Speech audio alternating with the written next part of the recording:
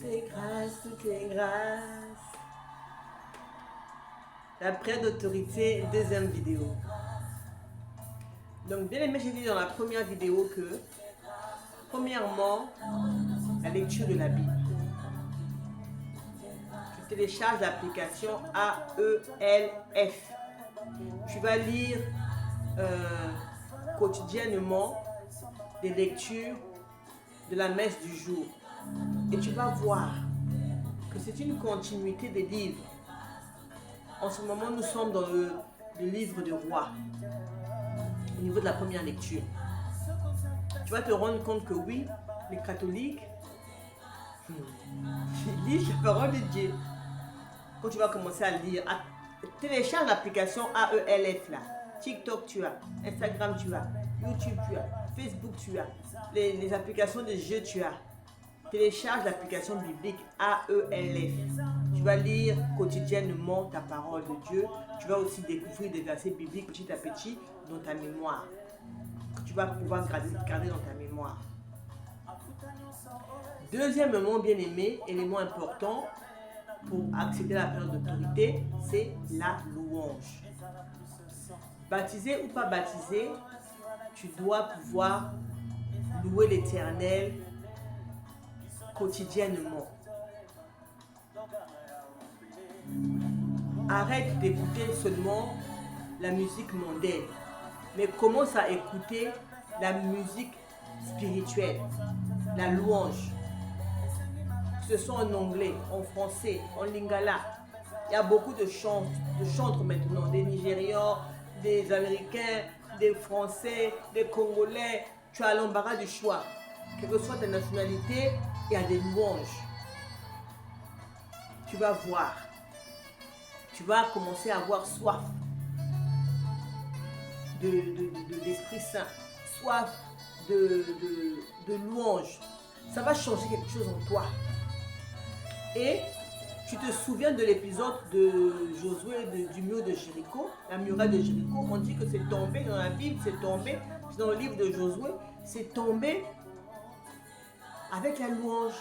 Le peuple d'Israël a fait le tour de Jéricho 7 jours, une fois par jour, du 1er au 6e jour, et le 7e jour, ils ont fait 7 fois, en sonnant les trompettes. Le mur s'est écroulé. Donc, par cela, ça veut dire que la louange est un élément important dans le combat spirituel. Donc, tu dois louer. Troisièmement, là maintenant, il faut être baptisé. Si tu n'es pas encore baptisé, bien aimé, il faut que tu demandes à recevoir ton baptême. C'est très important. Il faut que tu demandes à recevoir ton baptême. Tu comprends? Donc, par le baptême, tu reçois donc ce pouvoir d'être enfant de Dieu. Et comme on a dit dans Jean 1,12, tu reçois ce pouvoir d'enfant de Dieu et tu reçois l'onction de prêtre, de prophète et de roi. Très important. L'onction de prêtre, de prophète et de roi. Ça, tu ne l'as que par ton baptême. Donc, tu dois te baptiser, être baptisé. C'est pourquoi nous, catholiques, c'est très bien de baptiser les enfants. Surtout quand on a un enfant qui est malade. Les enfants autistes, les enfants qui ont des maladies, il faut les baptiser. Il faut les baptiser. Il faut les baptiser parce qu'ils auront cette puissance d'être enfants de Dieu et ils auront ces 3 capacités-là de prêtre, de prophète et de roi. Ça va leur permettre de prendre autorité sur la maladie. Je vais t'expliquer pourquoi. Premièrement, quand tu es l'onction de prêtre, le prêtre, il fait quoi? Il offre des sacrifices pour la sanctification du peuple. Or que toi et moi, nous ne sommes pas prêtres. Mais nous faisons quoi? Nous allons offrir notre propre vie. C'est notre propre vie que nous allons offrir à l'Éternel. Nous allons abandonner les plaisirs mondains. Nous allons abandonner la vie mondaine pour dire Seigneur, maintenant je veux marcher selon tes ordonnances. Je veux vivre selon tes ordonnances. C'est vraiment des sacrifices. Hein? C'est un choix de vie qui n'est pas facile. Bien aimé. Donc c'est ça, tu offres ta vie. Tu fais des sacrifices, tu abandonnes les mondanités. Tes amis vont en boîte de nuit, toi tu ne pars plus en boîte de nuit. Les désirs de la chair, tu renonces à ça, tu dis non au péché, tu renonces à ça. La vie de débauche, l'iniquité, tu renonces à ça. Vivre dans les ordonnances de l'Éternel. Je ne sais pas si je peux trouver un passage là-dessus par rapport à ça. Voilà, nous avons donc Galates 5,16. Hein? Galates 5,16 nous dit quoi?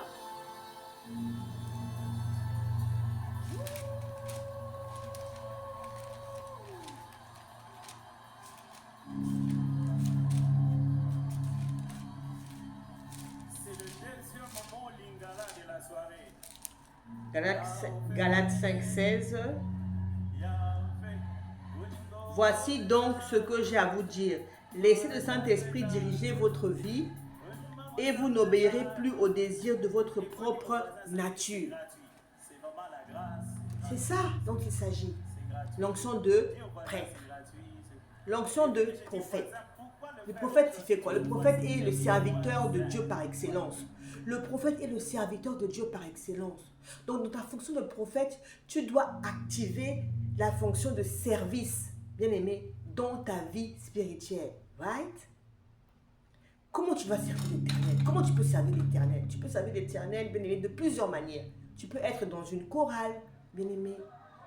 Tu peux être dans une chorale, tu peux être dans l'équipe liturgique à l'église, tu peux enseigner la parole de Dieu aux enfants à l'église, tu peux être, bien aimé, dans l'équipe de nettoyage, tu peux servir l'Éternel, bien aimé, par ton attitude, ton comportement au travail, devant tes collègues.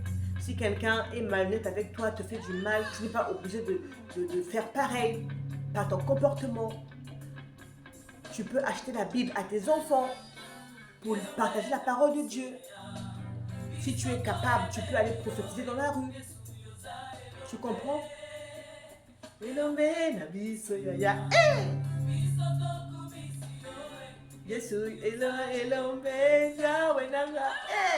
ça veut dire l'homme fort.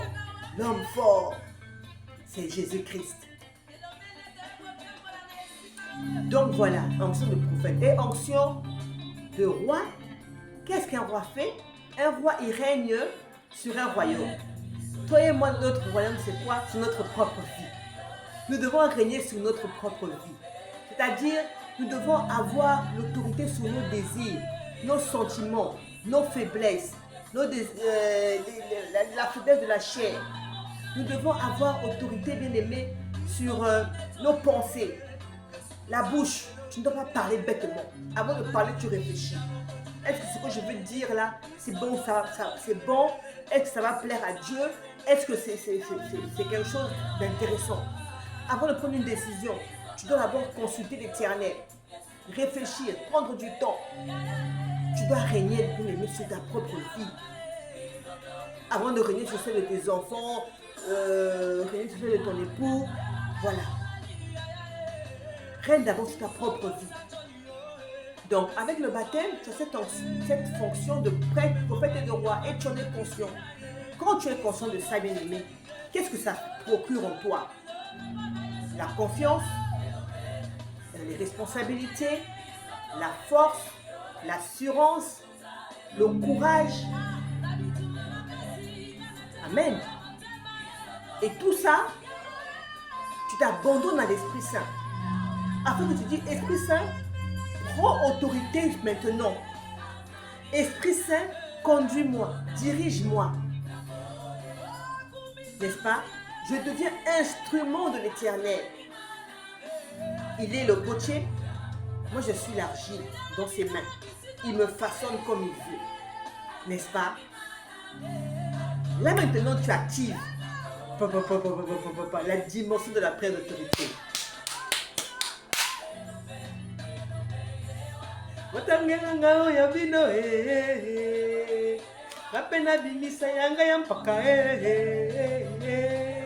Elombe